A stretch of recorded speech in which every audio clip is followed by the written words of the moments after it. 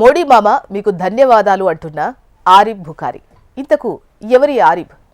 భారత సాయుధ దళాలు పాక్ ఆక్రమిత కశ్మీర్లో ఇటీవల నిర్వహించిన ఆపరేషన్ సింధూర్పై సర్వత్రా ప్రశంసలు వెల్లువెత్తుతున్నాయి.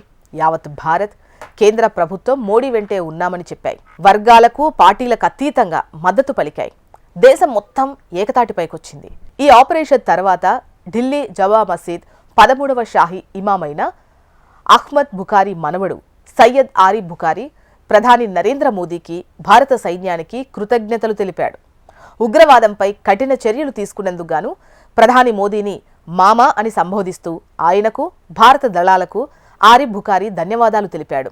ఉద్రిక్తతలతో భయపడ్డాను. భారత్, పాకిస్తాన్ మధ్య పెరిగిన ఉద్రిక్తతల కారణంగా తాను ఎంతో ఆందోళనకు, భయానికి గురయ్యానని ఆరిఫ్ బుఖారీ తన వీడియో సందేశంలో చెప్పాడు.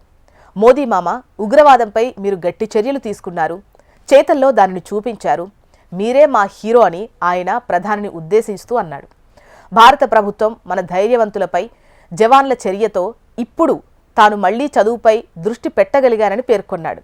ఇక భారత ప్రభుత్వానికి, మన వీర జవాన్లకు ధన్యవాదాలు, జై హింద్ అని ఆరిఫ్ తన సందేశాన్ని ముగించాడు.